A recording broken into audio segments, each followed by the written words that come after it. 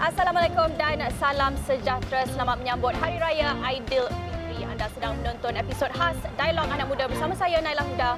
Dan saya Irfan Faruqi. Anda sudah pun menyaksikan beberapa siri rancangan khas Astro Awani sepenuh Syawal kali ini. Dan Dialog Anak Muda juga ingin bersiaran secara khas. Kali ini di Oakwood Hotel and Residence. Dan itu merupakan tempat bersiaran kita untuk hari ini. Ya, dan kita bersama dengan beberapa tetamu khas untuk kita bincangkan mengenai dengan bukan saja perayaan Aidilfitri, tetapi kita juga nak bincangkan mengenai dengan apa isu-isu semasa yang menjadi fokus tumpuan kebimbangan anak muda sekarang ini. Tetapi kita juga tentunya nak memberi tumpuan kepada perayaan Aidilfitri, apa yang memberi makna kepada mereka pada sambutan ini, Irfan. Ya, dan untuk itu kita bersama-sama dengan 5 orang tetamu, bermula daripada sebelah kanan kami, Adib daripada Bananan Adib, dan juga kita ada Mek Yun, merupakan influencer di media sosial, dan terima kasih bersama kami juga ketika ini Timbalan Menteri Belia dan Sukan Yang Berhormat Dato' Adli, dan kita ada Kira daripada Undi 18 dan juga Syatesh Kumar yang ini kali ketiga dua dengan Dialog Anak Muda. Apa kali? Entah. Itulah dia.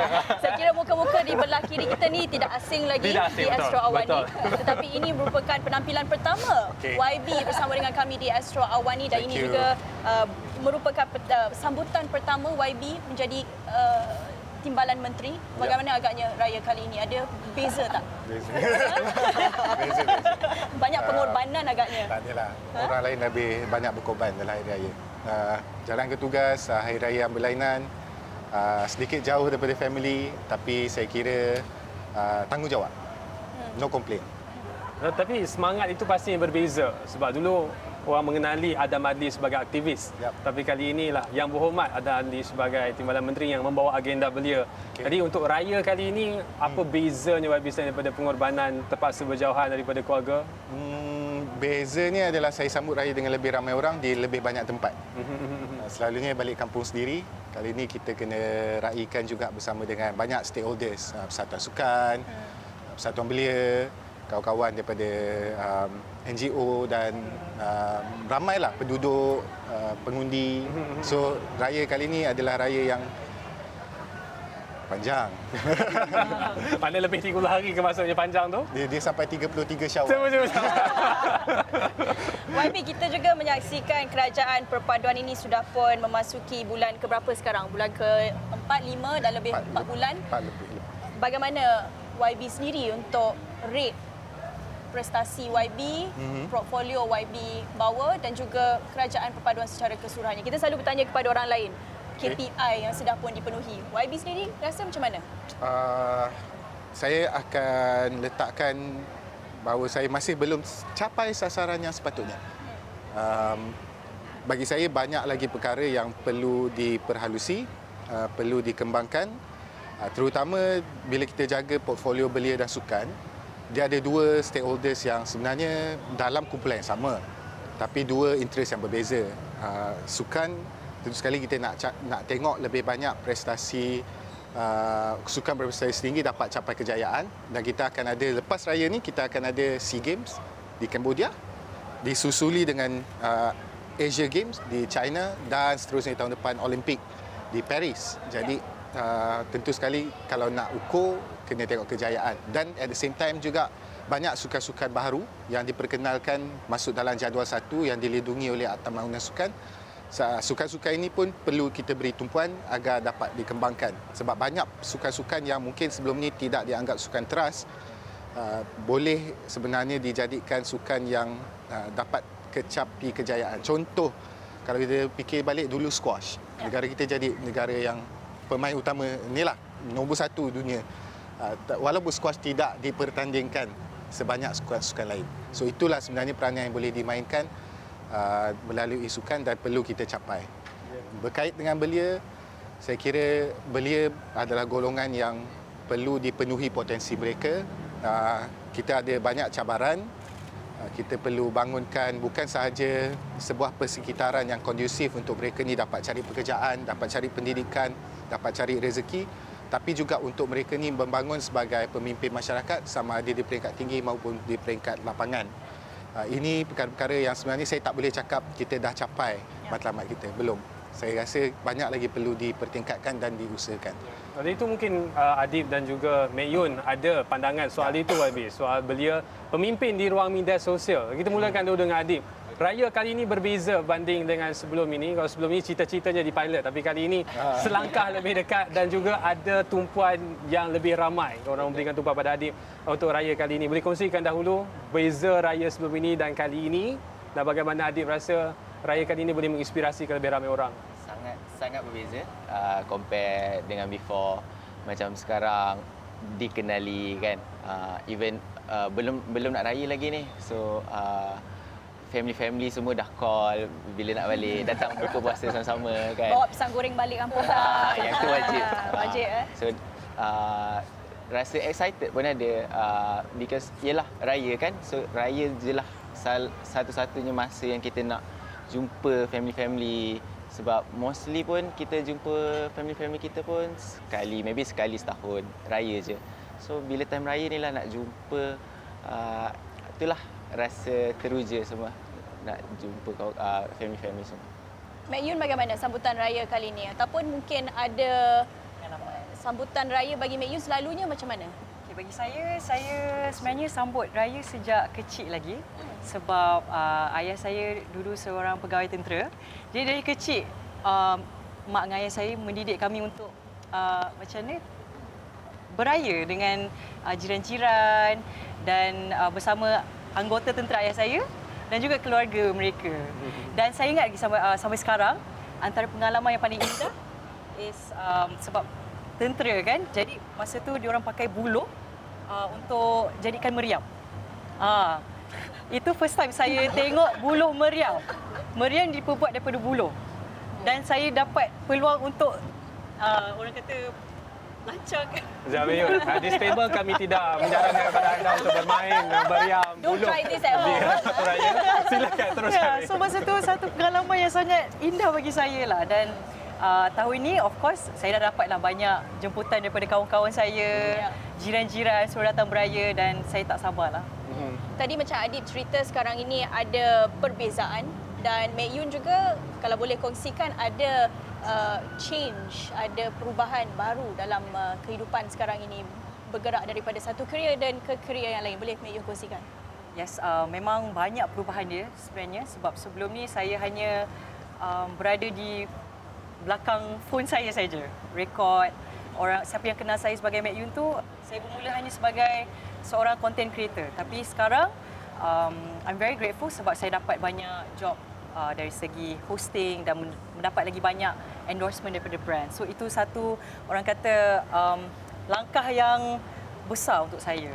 And saya dapat get out from my comfort zone lah untuk menjadi seorang yang lebih confident. Ya, sebelum saya pergi pada Syataz dan juga Kira, soalan akhir kepada Mek Yun ialah berbeza dengan e-sport. E-sport dia di bawah, dia ada perhatian yang khusus daripada pihak kementerian. Tapi untuk influencer yang memang dapat keuntungan yang besar daripada pengikut. Tapi adakah anda merasakan ada perlu usaha di lain di peringkat kementerian untuk bantu influencer-influencer negara kita ni supaya boleh lebih berkembang, jauh berentasi Malaysia? Maksudnya macam mana? Supaya ya, sebab sekarang ni the circle influence tu bukan dalam Malaysia saja. We want to reach audience beyond Malaysia, the Indonesia, China itu huge market. Do you need the kementerian bantuan untuk itu ataupun so we can survive on our own? It's okay. But I would really be interested to collaborate with the kementerian to to show to the rakyat out there about especially the concept Malaysia Madani. I think it's a very important message for me as an influencer to reach out to my audience about this concept Madani and also to menerapkan nilai-nilai murni itu dalam saya punya konten-konten. Faham tak Madani itu apa? Okay. Hafal tak? Hafal. Kau jangan risau, kita tak tanya. Kita menguji sini. Boleh berbisik dengan YB untuk melanjut, tapi kita balik kepada Kira. Ya, tentunya apabila kita mendengar apa yang dikongsikan oleh YB tadi, apa yang dah dicapai, apa yang belum dicapai, saya kira ada pandangan yang berbeza mungkin Kira. Kalau Kira mungkin sebelum ni sering berada di posisi civil society, masyarakat sivil, tentunya menambah baik kepada inisiatif-inisiatif kerajaan, ekosistem itu dengan kritikan. Tetapi bagi Kira melihat kepada apa yang dikongsikan YB tadi, apa yang dicapai belum dicapai. Pandangan Kira bagaimana? I think as you point out tadi kan, civil society main peranan di mana kita boleh buat jadi check and balance kepada kerajaan. Tapi check and balance tu kenalah jadi produktif. Tak boleh hanya main komplain atau kutuk sahaja. So actually one thing that I want to highlight is that Undi 18 as a youth organisation, kita orang telah bekerjasama dengan KBS for the past 4 ministers actually. And actually most recently working with the jabatan within the KBS itself to develop voter education programs for the next generation. Sebab walaupun kita dah melihat satu PRU di mana generasi Undi 18 lah, as I like to call them, dah mengundi, but we still have PRN coming. And the road to kita nak generasi anak muda yang celik politik, yang memahami bukan sahaja bagaimana nak mengundi, tetapi the values, the fundamental isu-isu semasa itu kita masih jauh. And kita nak menunggu universiti sekolah untuk berubah saja tak boleh. So semua orang kena main peranan. Ibu bapa, aktivis, kerajaan, and we have to work together lah. So I think as an NGO, kita dalam posisi yang sangat-sangat unik untuk menjadi that bridge to everyone. And it starts from like even kita buat program-program kecil saja, macam hari tu bila kerajaan buat budget speech di parlimen, kita orang kerjasama dengan Bersih, dengan Y Politics, dengan Arus Anak Muda, NGO-NGO lain, kita buat budget watch party. So, we got anak muda yang saya ada partisipan yang berumur 14 tahun, skip sekolah, saya tak endorse, tapi datang ke program kami. Endorse Dan lepas dia tengok bajet pembantangan tu, dia tanya soalan, apakah how does this budget benefit saya sebagai anak muda, saya sebagai seorang remaja dan sebagainya. So kita kena wujudkan banyak lagi safe space seperti ini, whether it's ministry, anyone lah, but I think anyone has that role to play supaya anak muda kita boleh memainkan peranan check and balance yang produktif, yang efisien dan holistik to the government. Dan sekarang musim raya, isu yang disebut oleh Kira tu penting. Kena pula nak ada PRN lepas ini. Ada kemaknanya waktu kita gather dengan family, kita boleh skip soalan dah kahwin ke belum kepada soalan dah mengundi ke belum. Macam Undi mana? siapa hari tu? Itu lagi Undi kontroversial. rahsia. Itu soalan yang menarik. Actually banyak anak muda, student-student saya pun selalu tanya saya soalan yang sama lah. Sebab macam mana kita nak buka isu topik politik di rumah, contohnya. Especially raya, Chinese New Year, Saya, my mom is Chinese, my dad is Malay. I get double the pressure. So, tapi I think it takes a lot of bravery dan berani untuk bersuara dan bercakap isu-isu yang kita prihatin dan kisah di rumah. Sama ada isu mengenai cabaran di sekolah, cabaran di universiti, cabaran pekerjaan terutamanya. I think, that's why we are very lucky, I think as young people, to berada di era di mana ada social media. I think the fact that we have a lot of young role models like our panelists here today using social media untuk bersuara sets a good example untuk anak muda. And I think from there, a lot of my students, my young participants bagi tahu that's where they find the courage to speak at home lah. Tapi and I think it's a good move sebab kematangan politik bermula daripada apabila kita ada keberanian untuk bercakap mengenai isu-isu yang sukar. The difficult conversations is not something yang kita boleh belajar dalam buku. It's not something you can belajar dalam pendidikan moral atau sejarah atau BM. It's come from the inside, So these environments, these role models, all these factor-factor yang akan menjadi enabler kepada generasi anak muda akan datang yang akan jadi lebih matang bersuara, lebih berani dan lebih kritikal. But they don't even talk about politics. It doesn't matter, right? But you talk about opening a business, you talk about cultural differences, you accept that. And of course, Adam's journey alone is really inspiring, right? Even for myself. So there are many ways untuk mencari keberanian, untuk mencari inspirasi. Itu yang paling penting. Tak semua anak muda kena jadi aktivis. Tak semua anak muda kena jadi ahli politik. I think the few of us, like my journey, YB's journey is an outlier sometimes. But we need young people to be interested in setting up businesses, to be brave about talking about racial, religious, cultural differences. That's the role model that we need. Yeah. Satyas juga sama, dah lama berkecimpung dalam dunia politik ini, memang aktif dari dulu lagi, tapi sekarang ini secara rasminya bekerja dalam kementerian pula, berada pada pihak kerajaan. Macam mana Satyas pula navigate isu-isu politik apabila berada di rumah musim perayaan ini? Satu area yang susah, yang sensitif sikit, tapi bagi Satyas dari dulu tak takut berani untuk menyuarakan suara isu-isu politik, isu-isu semasa. Macam mana nak navigate? Okey, saya membesar dalam satu keluarga yang berbeza pandangan politik, di mana rata-rata ahli keluarga saudara mara adalah politik ataupun pendapat politik yang berbeza dari pada saya lah.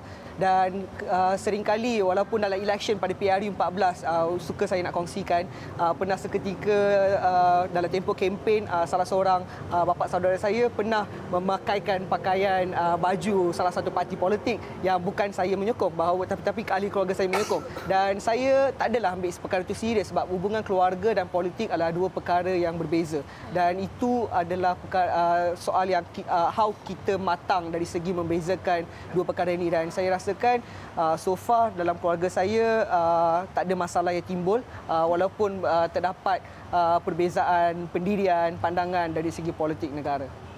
Tapi soal perpaduan, Mandangan Sataj ketika ini berkhidmat di Kementerian Perpaduan, tersoal merapatkan jurang.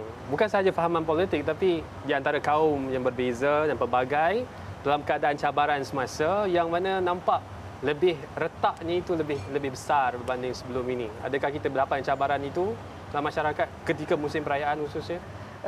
Untuk saya nak kongsikan sedikit apa yang telah dilakukan di peringkat Jabatan Perpaduan dan Integrasi Nasional, bahawa kita pernah membangunkan salah satu indeks, iaitu indeks ketegangan sosial ataupun indeks ketegangan masyarakat, dan rata-rata ketegangan kita berada di paras 10.2 pada tahun 2022, dan kita ada indikator, kita kelaskan certain kategori, dan kategori bawah 15% boleh dikategorikan sebagai masyarakat madani, di mana kementerian maupun Jabatan Perpaduan telah menggunakan Perkataan Madani ini sejak 2008 lagi. Dan jadi kita boleh menggambarkan bahawa keadaan Malaysia, walaupun kita tak mencapai perpaduan sepenuhnya, tetapi kita berada dalam keadaan yang telah mencapai kesepaduan sosial. Kita memahami, kita menerima dan kita bertolak ansur, dan itu adalah satu cara untuk kita ke arah mencapai perpaduan sepenuhnya. Menarik saya bila kita bercakap tentang soal perpecahan ataupun divisiveness dalam kalangan anak muda. Tentunya itu satu tema yang agak relevan, dominan apabila musim pilihan raya yang lepas. Apabila kita melihat sebelum ini stereotipnya anak muda lebih progresif. Ada stereotip bahawa anak muda ini berfikiran lebih liberal. Tetapi kita lihat itu bukan hakikatnya. Kita lihat berpelbagaian idea dan pandangan politik. YB macam mana melihat kepada dakwaan sesetengah pihak apabila kita lihat musim pilihan raya ada sentimen-sentimen yang sedikit ekstrim, sedikit mungkin tidak dijangkakan daripada anak muda apabila kita dah melihat tercapainya undi 18, tetapi bagi sesetengah pihak melihat anak muda berfikiran berbeza daripada apa yang kita jangkakan. Pandangan YB macam mana? Saya rumuskan apa yang kalau kita reflect pada apa yang berlaku waktu pilihan raya misalnya, saya rumuskan ia sebagai perkembangan yang perlu dilalui oleh kita sebagai sebuah masyarakat. Bermula daripada tidak berminat untuk mengundi PRN Johor terutama sekali, masuk pada pilihan raya ke-15 di mana peningkatan pengundi dalam kalangan orang muda itu baik sebenarnya, dan menjangkaui jangkaan iaitu orang muda will vote progressively, will vote for coalition lebih liberal. Tu tak wujud sebab negara kita bukan macam tu. Malah kalau kita tengok rukun negara, saya tertarik kalau kita tengok rukun negara ada dua part. Yang selalu kita baca kat perhimpunan tu dia punya ni je, orang panggil dia punya prinsip-prinsip rukun negara. Cita-cita dekat atas tu kita jarang baca dekat perhimpunan. Kalau banding dengan cita-cita dengan prinsip rukun negara, cita-cita tu sangat liberal, melahirkan masyarakat yang liberal. Ada perkataan liberal, progresif, liberal dan sebagainya, tapi prinsipnya sangat konservatif, melindungi percaya pada Tuhan, kesetiaan pada raja dan negara dan sebagainya. Itulah sebenarnya wajah yang cuba dibentuk Malaysia, sebuah negara milik semua orang. Perbezaan politik dalam pilihan raya adalah perkara biasa. Bagi saya, orang muda perlu diberi peluang untuk belajar dan melihat kepada apa yang diperlukan dalam keadaan sekarang. Sekarang kita berdepan dengan paling penting sekali atau paling utama sekali cabaran selalunya adalah dari segi ekonomi. Adit walaupun berjaya, tapi saya yakin mesti pernah lalui cabaran dalam saat membangunkan beliau punya perniagaan dan keusahawanan beliau. Itulah yang dihadapi oleh ramai orang. Dan kalau masuk dalam tajuk politik pilihan raya, kita jangan hanya lihat kepada selera sama dia nak pilih liberal atau konservatif, progresif dan sebagainya ni. Tapi juga lihat kepada dasar yang ditawarkan. Dasar ekonomi yang bagaimana? Adakah dasar ekonomi yang mampan? Adakah dasar ekonomi yang hanya bersifat jangka pendek atau jangka panjang? Itu pun penting. Pilihan raya negeri akan datang pula, kita akan ukur dari segi keupayaan dan keberkesanan pentadbiran di peringkat negeri. Yang tu satu tajuk yang sedikit berbeza dari PRU, tapi saya yakin lebih dekat dengan kebanyakan masyarakat dan orang muda. Perlu lihat di keliling mereka, bagaimana mereka mahu sebuah negeri itu ditadbir, kejiranan mereka ditadbir. Sebab negeri turut menentukan malih tempatan. So bagi saya itu cara saya melihat bagaimana masyarakat. Tak ada masalah dia nak pilih yang macam ni ke, macam tu ke, tapi yang penting dia tahu dia mengundi untuk pilih apa. Dasar ekonomi, dasar sosial, dasar masyarakat yang lebih baik. Baik, kita nak minta Adib sambut apa yang Abi tanyakan tadi berkenaan dengan cabaran ekonomi. Sebab Adib mulakan perniagaan ketika COVID-19 dan berikan konteks sebab Perdana Menteri punya struktur ataupun modal ekonomi itu nampak lebih kepada membantu PMKS ni melalui pendanaan, pembiayaan dan juga untuk pastikan warung-warung kecil ini cantik dan boleh dilawati oleh semua orang. Jadi Adib kongsikan sedikit cabaran yang dihadapi. Adakah memang semata-mata soal pembiayaan, soal modal semata-mata ataupun cabaran lain, Adib? Dia cabaran yang mungkin orang tak perasan ialah kita diri sendiri nak keluar daripada comfort zone. Which is Adib dulu memang boleh kata memang tak ada minat langsung untuk bisnes, tapi disebabkan desakan ekonomi juga dengan kos-kos pembelajaran Adib yang Adib nak kena bayar apa semua. So dari situ terdetik, okay, I need to do something. Adib kena buat something dengan cara apa? Cara mulakan bisnes. So tapi cabaran yang datang dekat Adib is because we know kita nak menjual kan, kita nak pergi jumpa orang, kita nak tunjuk produk apa yang kita ada, sampailah macam sekarang ni kan. So dari dulu memang Adib tak berani, Adib takut nak jumpa orang, Adib takut like apa orang akan anggap dekat kita, like oh kau ni kenapa nak jual ni, nak jual tu, macam itulah contohnya. So dulu memang sangat mencabar. Adib memang slow Adib menjual, macam boleh kata Adib tak tonjol langsung diri Adib. Sampailah sekarang macam ni, yang viral macam ni disebabkan dah sampai turning point yang Adib rasa dah 1 year aku buat bisnes tapi tak ada apa-apa yang jadi. So disebabkan tu after 1 year Adib buat macam social media sekarang kita ada TikTok, Instagram apa semua. So Adib okay, I need to do something. Adib just buat, Adib tunjuk muka Adib sendiri, Adib buat macam-macam, ikut trend, ikut apa yang orang buat semua kita buat. So dari situ viral and then alhamdulillah bisnes naik sekarang. So itulah kadang mungkin cabarannya mungkin orang luar sana diorang fikir okey bisnes dapat duit banyak, tapi diorang tak tahu macam mana diorang takut macam mana nak start. Macam itulah.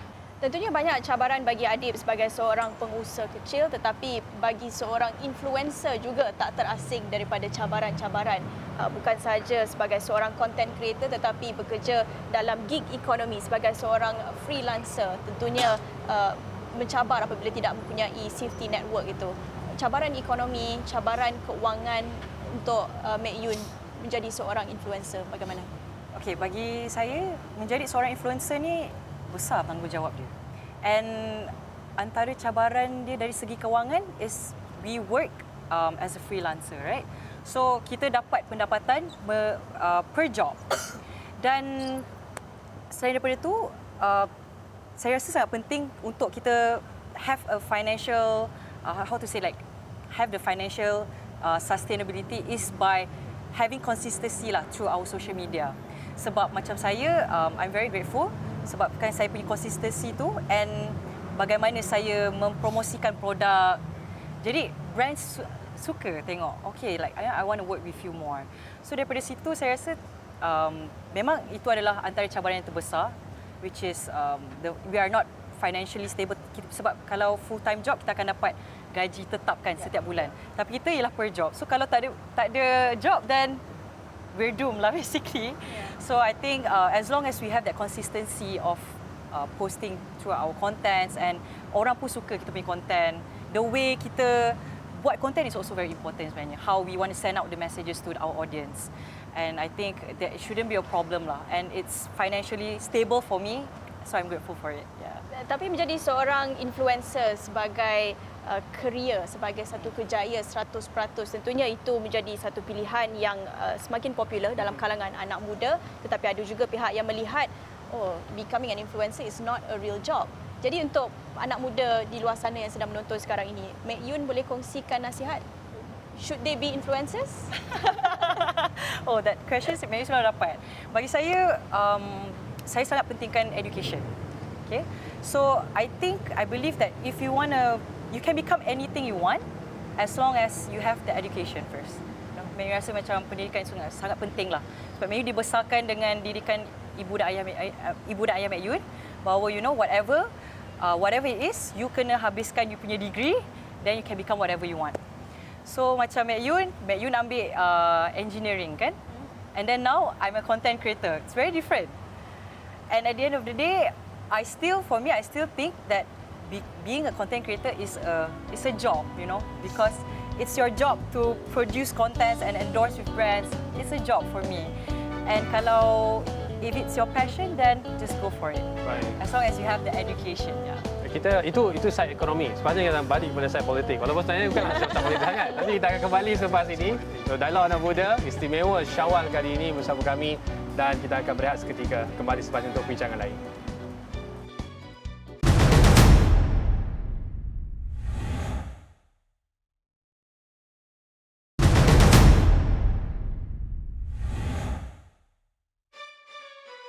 Baik, kembali bersama kami untuk Dialog Anak Muda dan masih lagi meraihkan kehangatan Hari Raya.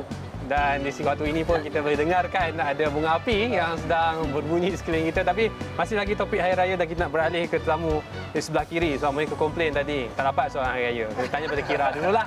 Raya macam mana tahun ni? Seronok kan Hari Raya? Actually fun fact, saya membesar di Sarawak.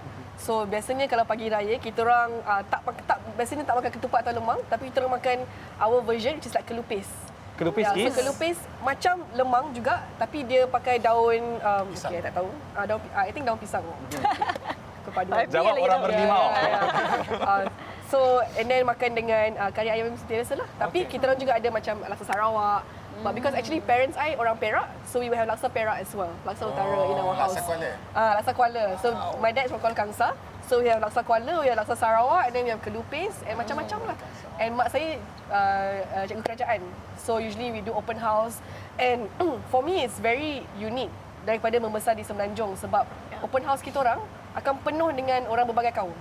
So my friends from Iban, Bidayo, Kayan, Cina, semua akan datang makan makanan raya, makan biskut raya, makan semua, dan minta duit raya daripada ibu bapa saya. Tapi I think that really opens the beauty of Malaysia lah, di mana even though it's Hari Raya, but in Sarawak everyone celebrate Hari Raya. 30 hari, 30 baju. Yes, everyone akan. I terkejut gila, culture shock. Second day raya, my dad pergi open house pakai baju batik lah dengan seluar jeans. Pusing balik kita orang, tukar baju. Malu. Semua orang pakai baju Melayu full set. That is Sarawakians. So duit raya is a concern lah. Concern? Concern. Banyak semua orang pakai minta duit raya ni. Semua. Cukup tak? Masa tu saya tak bagilah. Saya tak bagi. Tapi sekarang tahun ni ibu bapa saya overseas. So saya takkan sambut. Saya takkan sambut. So saya akan duduk di rumah sahaja. Selamat. Tak boleh memberi. Kalau perayaan lain dekat Sarawak macam mana? Sebab kalau dengar kaum-kaum lain pun celebrate juga Hari Raya. Then other celebrations? Setiap celebration disambut semua orang. Itu yang best duduk Sarawak lah. Kalau Chinese New Year, kita orang buat open house juga. So parents I akan masak kari kambing, akan masak lasak-lasak utara. Tak kisah. Sebab rumah I adalah rumah yang dapat makanan Semenanjung di Miri. Yeah, so my parents will go all out. And then when it's Gawai, I will go to my friend's house. I think yang kurang mungkin Deepavali lah, tak banyak sangat community. Yeah. But we still celebrate, and I think that's one of the really fun things about bila you membesar dalam community yang sangat-sangat diverse. Syatesh, raya macam mana? Tentu sekali saya membesar dengan komuniti Melayu. 95% rakan-rakan saya adalah Melayu, Jadi sebab benda ni adalah rentetan daripada sejak saya di sekolah bersama penuh. Even puasa pun pernah suatu ketika penuh. Ketika ni tidaklah agak tersasar sedikit daripada sasaran 30 hari tersebut. Tapi kali ni saya sehingga hari ini berjayalah puasa. Tapi tak mencukupi apa yang sepatutnya. Dan soal raya tu tentu sekali saya sendiri shopping baju raya. Saya dah beli 2 baju raya untuk tahun ni. Lagi banyak dari kita lah. Dan saya dah shopping awal lagi supaya tak kalut. Dan untuk hari raya pertama tentu sekali saya akan pergi kepada rumah rakan-rakan. Sebab favourite saya akan menantikan masakan lontong darat. Dan itu adalah satu favourite masakan Johor yang memang menjadi pilihan saya sejak dahulu lagi lah. So YB, panjang tu. Banyak makanan ni. Tadi semua negeri itu cakap pasal laksa dia. Cakap pasal lontong dia. YB sebenarnya kampung dekat mana? Balik mana tahun ni? Ibu saya daripada Pulau Pinang, ayah saya daripada Melaka, Melimau, isteri saya Kuala Kangsar. Saya membesar kat KL, so saya biasa raya banyak tempat. Tahun ni kat mana? Tahun ni insya-Allah dekat KL, Kuala Kangsar, Penang dan Melaka. Semualah kena ada lah. Tapi singkat sikit. Tapi soal makan jaranglah kita boleh berlaku adil pada semua negeri. Macam saya, mak orang Kelantan, ayah orang Penang. Tapi balik mana pun pagi raya kena ketupat manis. Dia tak boleh ketupat celup-celup, tak nak. Dia kena ketupat manis. Tiga segi. Itu baru jadi. Ketupat manis. Dia ada gula dalam dia. Itu sedap. Mana boleh ketupat celup ni? Saya kena tahu makanan. Sebab kadang-kadang saya backup jadi tukang masak malam raya. Sebab family saya tak ada anak perempuan. So saya kena tolong. Dah biasa kat dapur. So tak pernah ada gender roles yang Tak pernah tak ada. semua kena buat semua. So mak saya marah kalau tak basuh pinggan. Saya marah kalau tak bangun pagi tolong panaskan ketupat. So kalau untuk family YB, apa yang jadi staple food masa raya? Ya. Lontong. Itu favourite. Lontong. Bukan lontong darat lah, lontong biasa. Lontong dengan lodeh. Lontong dengan satu kuah set. lodeh satu set. Suhun kena banyak. Sambal? Sambal kena manis. Sambal kena manis. Terus? Pedas dan manis. Ya, Pedas dan manis. susah nak bayangkan. Mungkin kita boleh Dan lemak. rasa lah lain kali. Lemak. Mungkin ada peluang untuk kita rasa sendirilah. Nanti balik Melaka kan? Ha? Balik Melaka? Mungkin ada Meraya kesempatan lah. kita dapat jumpa nanti ya. Boleh? Kalau Tahu. Mak Yun macam mana? Tadi Mak Yun cerita sejak dari kecil lagi ada tradition main dengan meriam yang kita tak endorse. Tapi tradition kan. Tadi macam Kira cerita walaupun kaum-kaum yang berbeza, agama yang berbeza, semua celebrate hari raya sekali. Mak Yun macam mana rasanya apabila ada diversity kaum-kaum masyarakat, kumpulan yang berbeza sama-sama meraihkan hari raya? Saya rasa itu sebenarnya satu perasaan yang sangat indah sebenarnya bila kita dapat contohnya beraya dekat rumah kawan saya kan. Dan kawan saya semua pelbagai bangsa, India, Iban, Kadazan semua ada. Dan saya boleh relate lah kepada Kira punya tu. Sebab bila kita dapat tengok the diversity tu, it feels so like, oh my god, like it feels so nice. And then semua pun pakai baju raya. And not just for hari raya, untuk perayaan lain juga macam Raya Cina ke, Christmas ke kan. So it's actually a nice feeling. And masa dekat Kelantan pun, walaupun saya seorang je non-Muslim dekat sekolah saya masa tu, tapi kawan-kawan saya still ajak datang open house, datang beraya sama-sama. So it's a very nice feeling lah sebenarnya. Ya. Dan beza kalau raya rumah orang, kecek Kelantan dengan tak kecek Kelantan. Ada beza ke? Kenapa? Kalau pergi rumah orang kan? Kalau kita pergi rumah orang, kecek Kelantan. Oh, kecek beza Kelantan. dengan tak kecek Kelantan. Dia Kok dalam kalau- sampo tu tebas sikit kau. Dia kalau kecek Kelantan tu memang the best lah kalau kecek Kelantan. Sebab macam kalau kat Kelantan, maka kawan saya kat Kelantan, saya ada kawan Indians juga and Chinese kan. So kita semua kecek Kelantan. So bila dengar tu macam wow, it's like the diversity is so strong lah in Kelantan, you know. But yeah, it's a very nice feeling lah. Kecek Kelantan tu yang jadi the unifying Yes. point. Yeah. Force. Tapi adik macam mana? Raya jangan makan pisang. Adik macam mana adik? Raya? Maybe tu menu baru raya tahun ni. Bayarkan toki pisang. Lepas tu bila dia makan cek pisang juga. Pisang betul ke ni? Itulah adik lebih suka raya kepada belah Melaka. Okey. Dekat ibu adik punya side. Bias. Bayar. Banyak bias Melaka lah kat sini. Tak ada representation sangat. Sebab satunya family Makan sedap. tu makan sedap, Yes. betul. Asam pedas lah, Asam apalah pedas. kan. Itu boleh didebatkan tapi tak apa. Silakan. Kita kan? okey, raya pertama tu memang kita makan yang wajib, yang daging, apa tu, rendang, apa tu semua. Tapi Masuk second hari raya, kedua, Tengok okay. selawat kampung. Betul. Tapi asam pedas tu wajib lah. Lepas tu yang adik suka pasal Melaka ni, family tu besar. Adik-beradik, ibu adik pun ada 18 orang. So memang meriah. Sangat meriah. Duit raya masih banyak. Oh, duit raya masih banyak. Harap-harap diorang tak minta adik lah. Oh, kan? Mana taknya. Tapi adik memang every year adik akan letak sampul raya kat sini supaya orang tahu yang kita masih Dah sekolah lagi. Layak. Betul. Masih layak lagi untuk dapat duit raya. Tapi itulah seronok juga. And then untuk ayah punya side memang orang negeri kan. So masak lemak je lah. So raya ni kita memang nak makan. Tapi masih ziarah tak rumah-rumah? Sebab saya ingat dulu waktu kecil-kecil kalau balik Kedah memang Betul. kampung walaupun rumah jarak-jarak kita sanggup berjalan. Walaupun untuk 5 sen, untuk 5 kupang. Yes. Tapi sekarang zaman sekarang masih lagi ke? Adik masih pergi sebab ada makcik adik yang masih suka beraya-beraya ziarah pergi. So macam mana didikan yang macam tu yang kita nak sebenarnya. Kadang bila after pagi raya kita dah tidur, kita nak baring, dah siap-siap nak baring, kena marah punya. So macam jom jangan, ni raya kita kena jumpa semua orang, jangan duduk rumah aje. So benda tu yang adik sendiri suka, walaupun muka tak pernah jumpa, tapi bila time raya jumpa, ni makcik adik, ni pakcik adik. Time tu lah 18 orang. Nak kena ingat 18. semua. Nak tahu. Tapi Adib, kalau nak bandingkan raya tahun lepas dengan raya tahun ni, boleh katakan tahun ni lepas Adib dah ada apa orang kata new found fame tu kan, mungkin ada layanan yang berbeza sikit daripada adik keluarga. Mungkin juga. Kalau sebelum ni orang tahu Adib ni pemalu kan. So kalau Adib jumpa raya pun orang tegur Adib dulu baru Adib borak dengan orang lah. Tapi kalau diorang tak tegur lah. Tapi so far masa buka puasa ni ramai juga yang dah tegur Adib.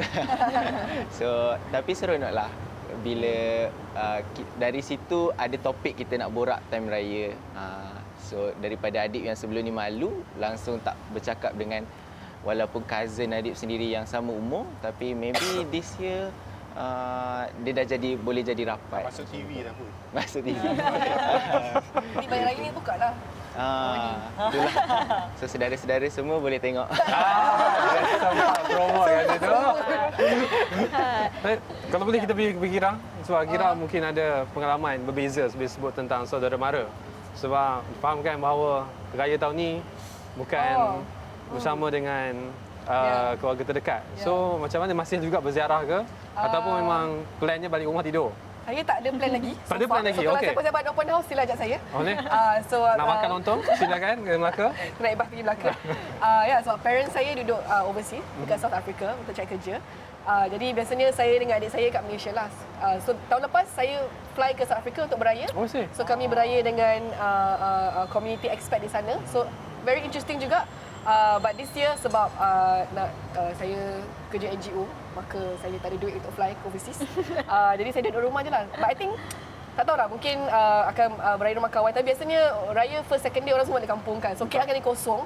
So mungkin saya akan ambil kesempatan untuk berjalan dan bershopping akhirnya tanpa crowd-crowd yang biasa. Mungkin baju raya pun dah murah pada hari pertama raya. Bila berita Sarawak ni ada orang. Kami masih Mungkin saya singgah ke mana. Bercakap tentang Melaka, sorry kita bias sikit lah kan. Banyak bercakap pasal Melaka tadi. YB pun kata nak balik Melaka, tapi kali ini berbeza. Bukan sahaja sebagai sebahagian daripada kerajaan baru, tetapi sebagai seorang ahli parlimen Hang Tuah Jaya. Nak balik ke Melaka tu rasa macam mana? Excited. First time saya akan buat open house yang saya tak tahulah macam mana pergi dia. Harap-harap penduduk masyarakat semua boleh dapat mesraan, dapat jalinkan silaturahmi. Tapi tahun ni pun biasa je sebenarnya, sederhana saja, taklah meriah sangat. Sebab tahun ni pun kami sekeluarga pun beraya baru kehilangan ibu mertua, jadi kita sedikit sederhana lah. Tapi tetap kita cuba untuk meriahkan suasana tersebut. Dan itu berkenaan dengan raya. Kalau nak Tapi pergi, insya-Allah okey. insya-Allah okey. Melaka sentiasa okey. Sentiasa okey kan? Sebab sekali lontong dia okey. Ada Lontong, asam lontong, ada pedas. asam pedas sikit. Asam pedas. That's okey. Tapi saya setuju lah, sampai Melaka paling sedap lah. Yay, thank you. Ada orang Johor, ada orang Johor. Tak ada. Ada orang Johor. Sebab saya saja tak ada. On TV, okey. Oh, kalau nak kecam-kecam dan kita pendapatlah pendapat peribadi, tidak Kita menyokong. kekal neutral. Kita kekal neutral walaupun orang Melaka. Kita itu soal raya secara umum. Dan kalau kita boleh pergi sedikit berkenaan dengan soal ekonomi, sebab sudut raya ni sensitif, kena prepare awal walaupun sekarang ni dah pakai QR code dan sebagainya. Saya nak beralih pada Adib, dia sebut tentang penjagaan tadi sebab soal cabaran dan sebagainya. Sebab saya dapat menangkap satu hal ketika saat yang sangat mencabar, Adib meneruskan perniagaan itu atas usaha sendiri tanpa bergantung kepada bantuan daripada kerajaan. Sedangkan dalam perbincangan kami sebelum ini banyak menyatakan bahawa isunya lah bantuan itu ada, kerajaan bagi, tapi dia tidak minta. Kenapa Adib tak minta? Bagi Adib, selagi kita boleh cuba, kita cuba. Tapi Adib pernah bagi tahu sebelum ni yang starting Adib mulakan bisnes tu daripada duit kerajaan juga sebenarnya, daripada bantuan COVID RM500 yang Adib apply untuk bujang punya, tapi bukan under perniagaan punya, untuk bujang. So Adib apply and then dapat RM500. Memang RM500 tu Adib laburkan semua untuk perniagaan. So mungkin ada yang dari segi orang-orang yang nak buat bisnes, dia fikir macam okey, nak start bisnes kena ada duit yang besar, modal yang besar, tapi sebenarnya tak pun. Kita mula dari kecil, dari sederhana lah. Macam Adib mula RM500, maybe berapa sangat je modal yang Adib boleh beli. So Adib dari situ rolling hari-hari kan. So simpan, tahu-tahu sekarang dah 2 tahun, alhamdulillah dah ada orang yang invest dekat perniagaan Adib. So dari situlah kita slow naik. Kadang kalau kita tak ada knowledge pun, nak apply, katakanlah apply pinjaman kebantuan daripada kerajaan sendiri pun, yes, kerajaan boleh tolong bagi certain amount, tapi kalau kita tak tahu nak manage pun susah juga. Sebab Adib pernah terjadi dekat Adib sebenarnya. Adib because Adib pun tak pandai bisnes. So kita rasa macam okey, kita ada duit, kita invest, pergi bayar sekian, bisnes akan meletup. So Adib pula pinjam certain amount, Adib labur and then tak menjadi. So kat situ, itulah balik kepada cabaran. Kat situ Adib down, bisnes pun jatuh, duit dah tak ada dah, modal dah tak ada, and then orang dah cari bila nak bayar. So dari situ Adib macam okey, Adib start balik sikit, kecil macam tu. Adib cakap pasal turun naik perusahaan. Betul. Itu benda biasa dalam dunia bisnes ni. Tapi kita tahu juga Adib macam saya kata tadi, ada new found fame itu baru-baru ini viral, kita tahu daripada video tu. Tapi ada orang kata viral ni sebenarnya tak elok sangat untuk bisnes sebab dia tak sustainable. Betul. Tak boleh bertahan lama. Apa yang penting adalah organic growth. Jadi bagi Adib macam mana untuk pastikan bisnes tu sustainable dan bagaimana untuk uruskan perception orang ramai apabila viral for Adib one moment? Setuju sebab sebenarnya bisnes Adib pernah viral sebelum ni, tahun lepas. So dia viral and then masa tu Adib rasa macam okey, dah viral, orang dah ramai, orang dah kenal, then that's it. Kita biar je, orang akan datang. Tapi salah, after 2 weeks terus drop, and then this year again viral lagi. Tapi berbezanya this year because Adib dah ada satu macam foundation, macam Adib dah start dari segi marketing yang everyday buat live ke, contoh everyday kena update sentiasa content. So dari situlah, and then now cabaran dekat Adib macam mungkin orang datang disebabkan Adib. So now another cabaran ialah Adib nak ubah benda tu, persepsi tu.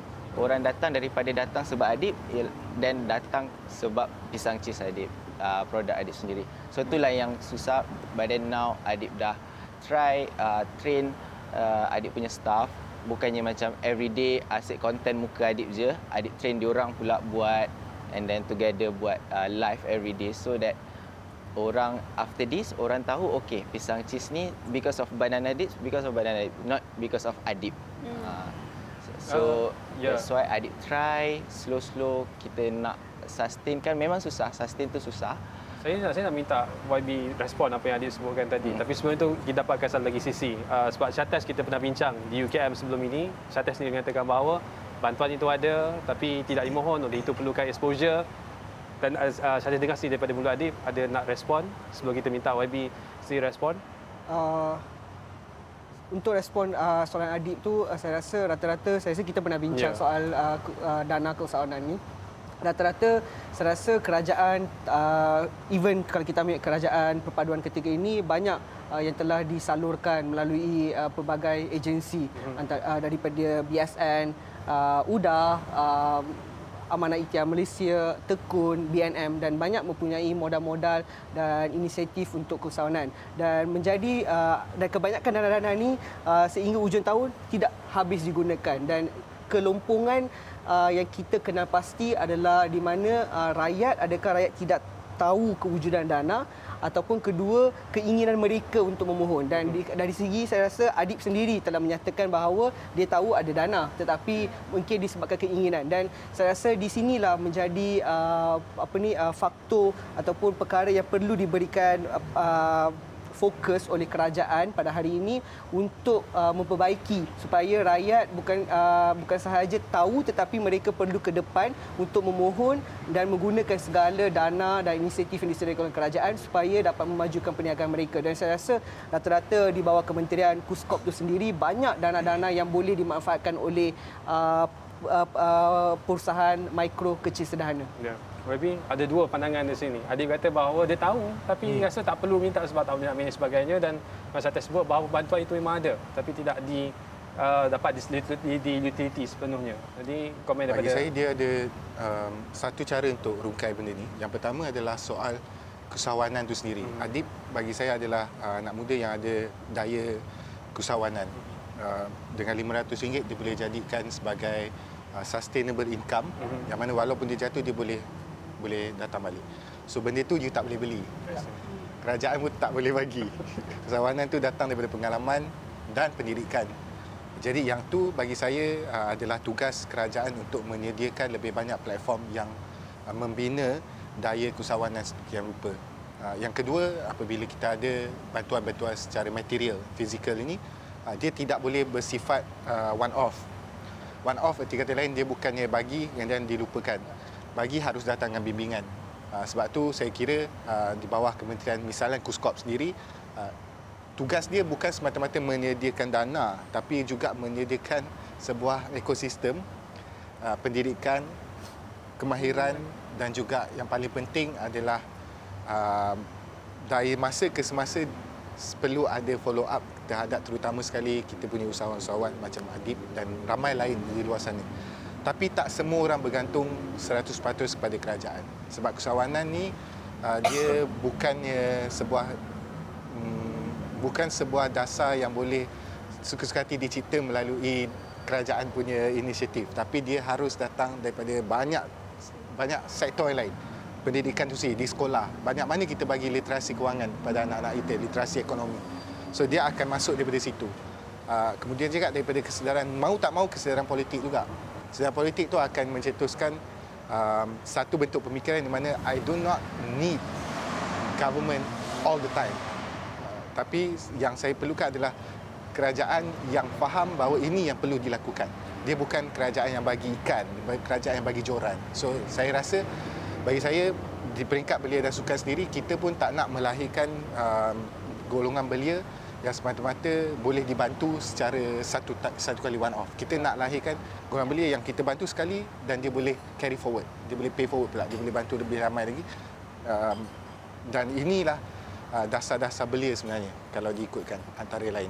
Baik, itu long story lah. Kita bercakap tentang ekonomi anak muda. Kita lihat di sini saja senang, kita ada usahawan, kita ada influencer, kita ada yang makan gaji seperti kita ni, kita ada yang masyarakat sivil. kita ada penjawat awam, semua ada dekat sini. Tapi untuk kerajaan madani, apa sebenarnya bentuk ekonomi ataupun ekosistem masa depan yang kerajaan mahukan untuk anak muda? Okey. Sebab nak sebut sangat masa madani, so dia kena masuk juga pada prinsip dia, pada perkara-perkara yang terletak di bawah madani tu kan, antaranya daya cipta. So you have to be creative. Dan ini bukannya benda yang mudah nak dilahirkan. And then you kena ada kemampanan, sustainability. Apa saja dasar ekonomi yang digerakkan oleh kerajaan, dia tidak boleh bersifat hanya jangka pendek. Contoh, tak payahlah sebut contoh kan, raya-raya ni. Kalau ada satu-satu dana yang dibuka oleh kerajaan, dia tak boleh hanya bersifat bantu hari ini, esok dah tak tahu nak buat apa. So dia perlu ada plan jangka panjang. Dia masuk lagi apa? Why not ihsan, compassion. Kita yang duduk dalam bila bekerja ke apa semua kena ada empati dan kena ada simpati. Dan macam Adib sendiri adalah antara usahawan yang lahir post Covid. So bukan hanya semata-mata soal nak cari duit, tapi juga soal how do you survive the situation that time. So ini antara perkara yang saya kira dasar-dasar kerajaan termasuk pada segi ekonomi harus melihat perkara ini. Dia tak boleh sembrono, dia tak boleh hanya tebal jala and then harapkan ikan sangkut. Dia kena bersasar, dia kena teliti dan dia kena bersifat sustainable. Kita tak boleh harapkan kerajaan ini terus-menerus hanya keluarkan dana. Tak ada masalah bila diperlukan. Tapi perlu datang dengan niat bahawa ini adalah joran, bukannya ikan. Dan nak sampai yang tu sangat mencabarlah. Bukan semua dasar kerajaan boleh capai matlamat yang semikian rupa. It's always challenging. Bukan hanya hari ini, bukan Malaysia Madani saja yang dah mulakan benda ni. Lama lagi harus bagi, to be fair, benda ni dah dimulakan sejak sekian lama dasar ekonomi kita ni. But how much have we gained, how much have we achieved? Dan itu bergantung kepada keupayaan kita untuk, paling penting sekali, apa pun dasar-dasar tu sampai kepada semua orang. Dia tak boleh hanya melibatkan satu-satu pihak. Baik, terima kasih YB. Dan itu merupakan persoalan yang terakhir dilontarkan kepada penonton. Sejauh mana how much we want to achieve. Jadi itu mungkin antara topik yang dah berbincangkan waktu Hari Raya. Selain daripada soal tanya berapa banyak duit dalam sampul raya. Jadi kita ucapkan terima kasih kepada tamu-tamu kita bersama dengan Adib, Mek Yun, YB Adam, Kira dan juga Shatesh berkongsi kemeriahan Hari Raya dalam konteks yang berbeza dan juga kita harapkan perbincangan ini sedikit sebanyak memberikan butir-butir bicara ketika bersama dengan keluarga. Ya. Kalau dia tahu tak main PUBG ke, tak main ML, so dia boleh nak cerita pasal benda politik atau sebagainya.